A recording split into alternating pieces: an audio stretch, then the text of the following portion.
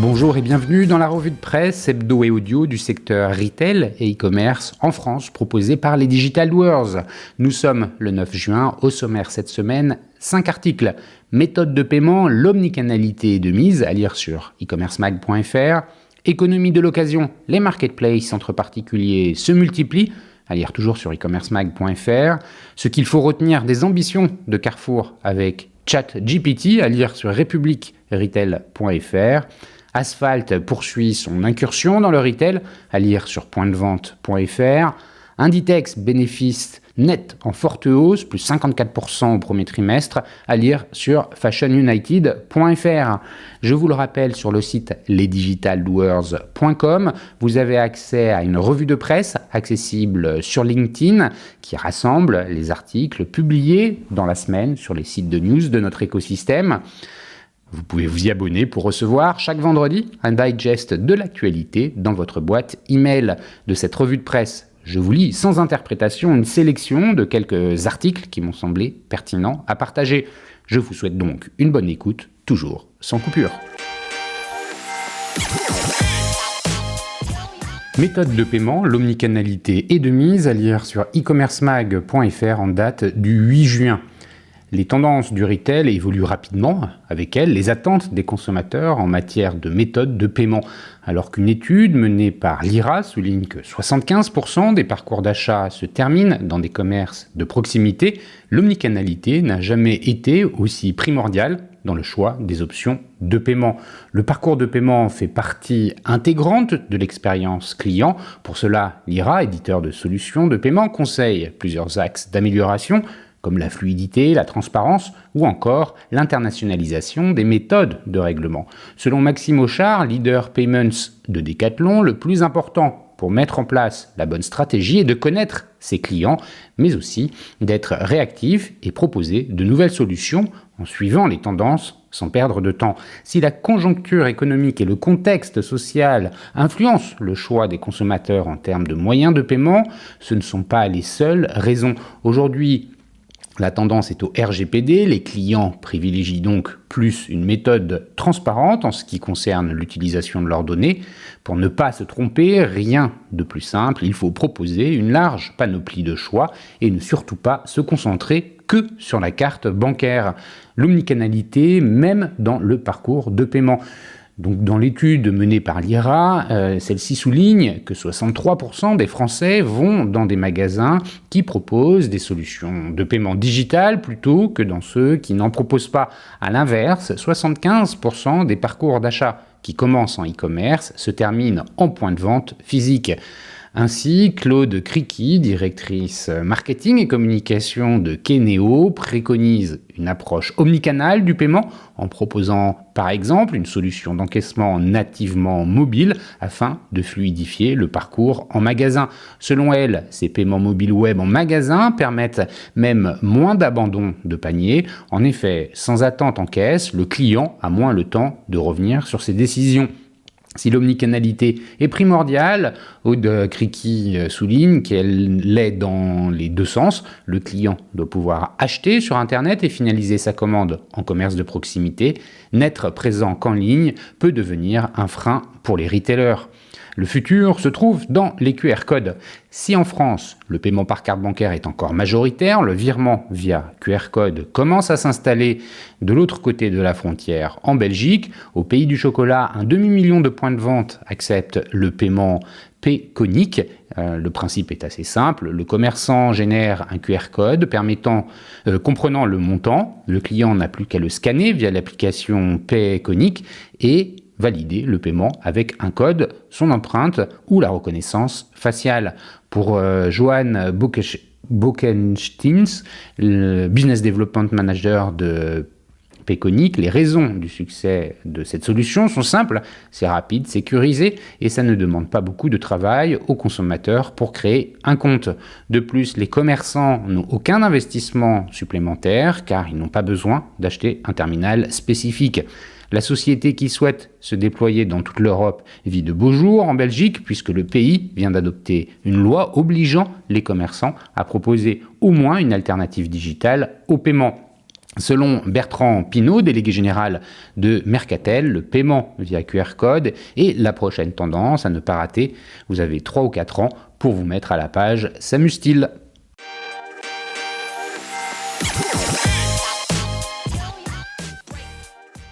L'économie de l'occasion, les marketplaces entre particuliers se multiplient, à lire sur e-commercemag.fr en date du 8 juin. Le marché de la seconde main est en pleine croissance et représente actuellement 10 milliards d'euros en France. Selon une étude publiée par Obville, éditeur de solutions de paiement, la période est propice pour les marketplaces qui devraient en profiter pour s'emparer de ce marché. De plus en plus de plateformes de vente en ligne font la part belle à la seconde main. Ce marché représente 10 milliards d'euros en France, 86 milliards d'euros en Europe et 86 milliards d'euros au niveau mondial. Une petite coquille dans l'article. Obvi, éditeur de solutions de paiement, a publié une étude visant à comprendre les enjeux du secteur de la seconde main et à optimiser la présence des entreprises sur ce marché en pleine croissance pour les marketplaces entre particuliers. Cette enquête a été menée en partenariat avec des spécialistes de l'industrie comme Mondial Relay, Origami Marketplace, PAP, The Second Life ou encore Label Emmaüs. Augmentation de la conscience écologique et budget réduit des consommateurs. Cette étude soulève que 84% des Français estiment qu'il est digne de consommer des produits de seconde main. En effet, cela souligne que la prise de conscience générale autour des enjeux écologiques est un moteur de l'économie circulaire, celle-ci permettant de donner plusieurs vies à des produits et ainsi de réduire l'impact écologique lié à la production de nouveaux biens. Allonger la durée de vie d'un vêtement de 9 mois réduit son empreinte carbone de 20 à 30%. Selon la FEVAD, ces préoccupations sanitaires et environnementales des consommateurs ont renforcé les tendances de consommation locale sur Internet ainsi que la vente et l'achat de produits de seconde main chez les Français. Avec la hausse du coût de vie, les consommateurs se tournent de plus en plus vers le marché du particulier à particulier. Le marché de l'occasion permet aux consommateurs d'accéder à des biens à moindre coût, mais aussi à générer des revenus complémentaires avec la revente des produits dont ils n'ont plus l'utilité. L'étude le démontre, 64% des Français ont acheté un produit d'occasion en 2022. Au vu de sa croissance exponentielle, le marché de la seconde main pousse de plus en plus d'entreprises à s'y intéresser. La preuve, les marketplaces ont représenté plus de 70% des ventes e-commerce en 2022.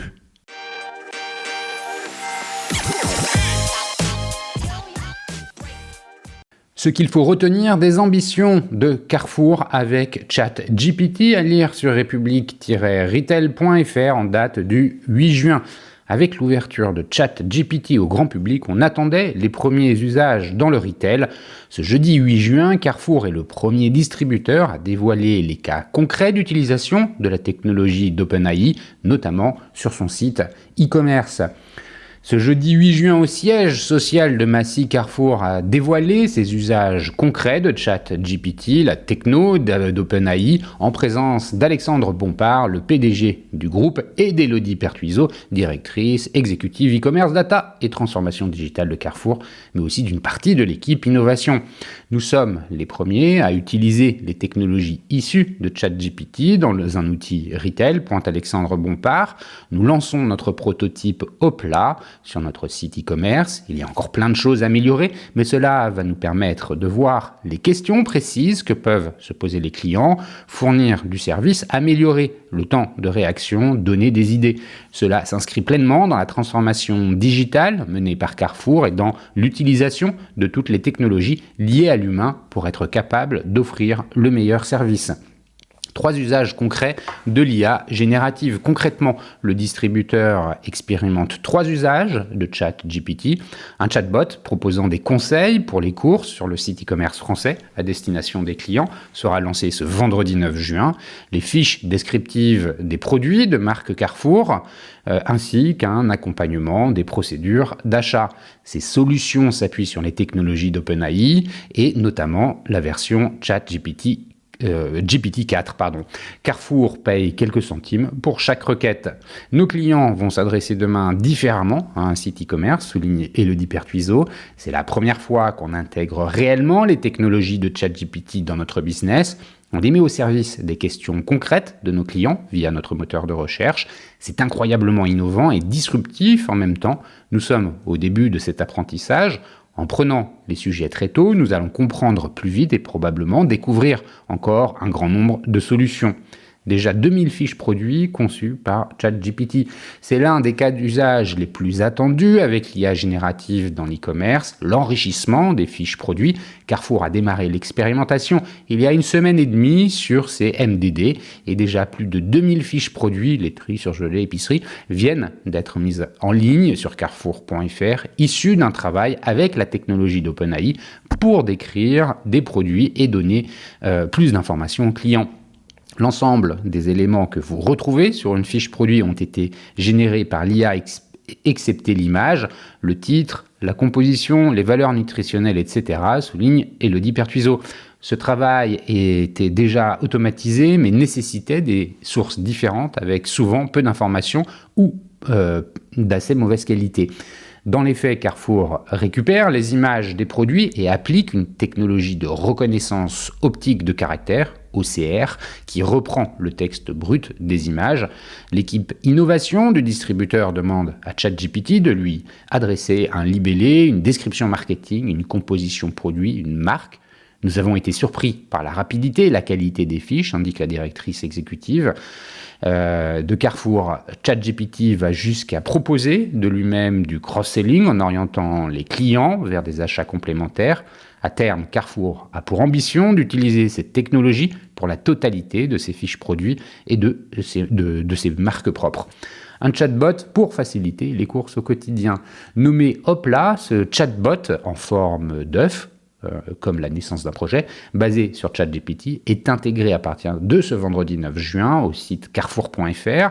Les acheteurs peuvent les retrouver sur la page d'accueil du site et lui demander de l'aide pour composer des paniers de produits selon un budget souhaité, des contraintes alimentaires ou des idées de menus. Le robot intègre également des solutions anti-gaspillage pour réutiliser des ingrédients et composer des recettes et paniers associés. Par exemple, que préparer ce soir pour un dîner familial de 4 personnes avec un budget de 50 €. En quelques secondes, le robot a regardé sur l'ensemble du web tout ce qui existait comme recette. L'intelligence artificielle, en langage naturel, met à disposition des clients une liste de recettes qui sont par la suite détaillées et téléchargeables pour faciliter les courses du quotidien et indique les ingrédients et quantités nécessaires dans le budget alloué. Les produits qui remontent sont le plus consultés et vendus du moment, mais aussi disponibles en magasin ou en drive en fonction de la livraison, indique Élodie Pertuiseau. Le robot distingue les produits de placard, sel, poivre, huile, ou achetés récemment sur le profil du client afin de ne pas les proposer à l'achat. Il est possible de changer les marques des produits et d'affiner en fonction de ses préférences alimentaires, bio ou sans gluten, ou de compléter si besoin son panier. Mais aussi en fonction des produits disponibles dans son frigo, de demander des recettes possibles. Pour éviter toute utilisation en dehors de son but premier, Carrefour a programmé son robot pour qu'il ne puisse répondre que sur des courses alimentaires de manière structurée, avec un vouvoiement de rigueur et sur un ton amical et joyeux. Les processus internes d'achat. Carrefour teste également la technologie d'IA générative dans ses processus d'achat internes d'achat. Cette solution est en cours de développement aux côtés des équipes de la direction des achats non marchands pour les accompagner dans leurs tâches quotidiennes, par exemple la rédaction d'appels d'offres ou encore d'analyse de devis. Ces solutions sont le fruit d'une collaboration avec Bain & Company et Microsoft, partenaire d'OpenAI.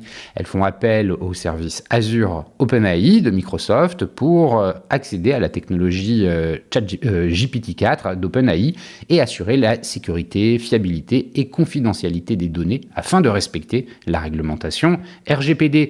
Dans cette version, nous n'envoyons aucune donnée de l'utilisateur vers ChatGPT, excepté les informations écrites sur le front office. quelle recette pour une famille de 4 personnes, etc., précise Élodie Pertuiseau. Le parcours, l'historique de navigation, l'ensemble du profil du client reste chez Carrefour. Le flux d'informations vient dans l'autre sens. ChatGPT envoie des informations à notre moteur de recherche. Il ne vient pas s'enrichir de l'historique du client, mais de la conversation. Carrefour planche déjà sur de nouveaux usages, mais pour le moment confidentiels.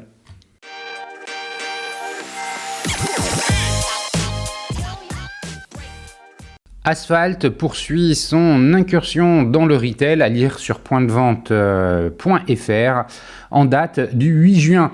Avec plus de 20 000 visiteurs en 4 semaines, dont 40% de nouveaux clients, le premier pop-up store parisien du spécialiste de la mode durable, Asphalt, est un succès. La marque compte réitérer l'expérience d'ici la fin de l'année et renforce ses ambitions. Asphalt, la marque de mode durable spécialisée dans la précommande, a conclu avec succès sa première expérience dans le retail. Son magasin éphémère ouvert du 8 avril au 4 juin 2023 dans le Marais à Paris a fait le plein. 20 000 visiteurs se sont déplacés pour rencontrer les équipes de la marque et essayer les vêtements. Plus de 650 000 € de chiffre d'affaires. Durant ces 8 semaines, le pop-up a réalisé un chiffre d'affaires de plus de 650 000 €, dépassant largement les anticipations de la marque.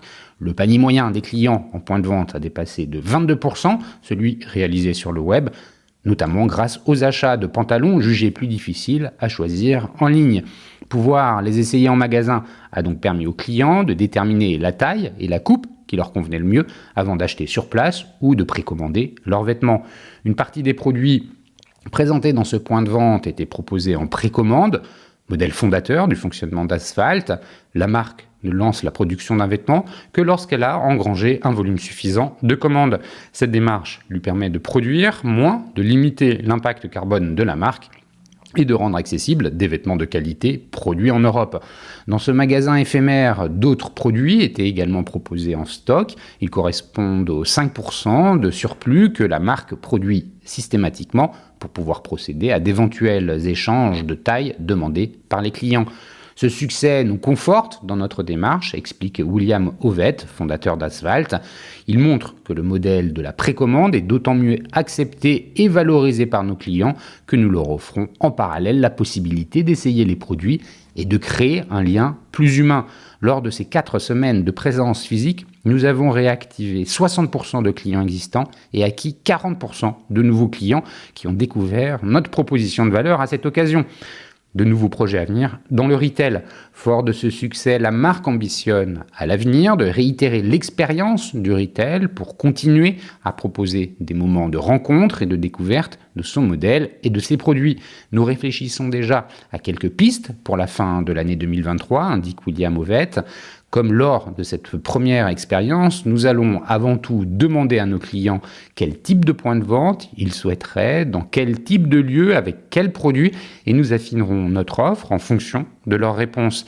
La co-création reste tout comme la précommande, au cœur de notre démarche, et c'est en écoutant toujours plus nos clients que nous allons continuer à nous développer.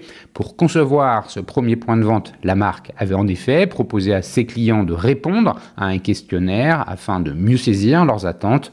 Plus de 5000 d'entre eux avaient répondu début 2023. Un marché du textile en plein bouleversement. Sur un marché du textile en proie à de nombreuses difficultés, Asphalt se démarque par ses performances. La marque, après 6 ans d'existence, a vendu plus de 1,2 million de pièces et rassemble aujourd'hui 200 000 clients enthousiastes et fidèles, avec un chiffre d'affaires de 24 millions d'euros en progression de 60% depuis 2020, Asphalt a réussi son pari, proposer une offre différenciante et convertir un nombre croissant de clients au modèle de la précommande. Après s'être solidement implanté sur le segment de la mode masculine, la marque s'est lancée avec succès sur le marché du prêt-à-porter féminin. Asphalt a également engagé son développement en Europe. Après une implantation réussie en Allemagne, elle entend proposer son modèle innovant à d'autres pays au sein de l'Union européenne.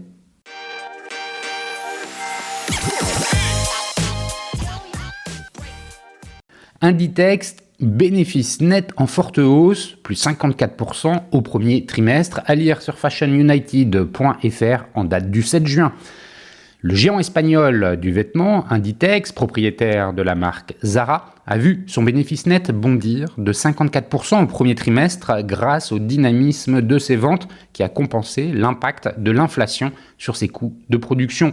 Sur cette période qui s'est achevée le 30 avril en raison d'un exercice décalé, le leader mondial du prêt-à-porter a dégagé 1,17 milliard d'euros de profit contre 760 millions au premier trimestre 2022. Ce résultat, le meilleur jamais enregistré par Inditex pour un premier trimestre, est nettement supérieur aux attentes des analystes interrogés par FactSet qui tablaient en moyenne sur 975 millions d'euros de bénéfices.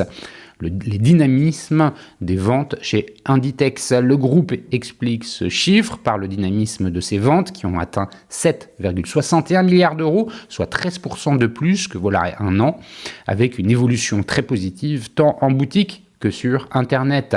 Son résultat opérationnel, l'EBITDA, a pour sa part atteint 2,19 milliards, soit 14% de plus que sur la même période en 2022, malgré un environnement mondial compliqué, précise le groupe dans un communiqué publié mercredi. Inditex, propriétaire de 7 marques, donc Zara, Bershka et Massimo Dutti, a en effet vu ses coûts de production grimper fortement ces derniers mois en raison de la persistance d'une forte inflation au niveau mondial. Le groupe, aux 165 000 salariés, a également souffert de la guerre en Ukraine, qui l'a conduit à se séparer de ses 514 magasins en Russie, jusqu'alors son deuxième marché mondial après l'Espagne. En vertu d'un accord annoncé fin octobre, ces magasins ont été vendus au groupe émirati Daher, propriétaire du Dubai Mall, l'un des plus grands centres commerciaux des Émirats arabes unis. Au vu de ces bons résultats du premier trimestre, le groupe textile, piloté depuis plus d'un an par Marta Ortega, fille du multimilliardaire et fondateur d'Inditex Amancio Ortega, se dit optimiste pour l'année en cours. Inditex vient d'ouvrir sa première boutique au Cambodge, portant à 5800 le nombre de ses magasins dans le monde, fait ainsi état d'un bon début de deuxième trimestre avec des ventes en hausse de 16% entre le 1er mai et le 4 juin. Au vu de ce chiffre, nous continuons d'anticiper une forte dynamique des ventes dans nos magasins en 2023, souligne le groupe de textile dans son communiqué.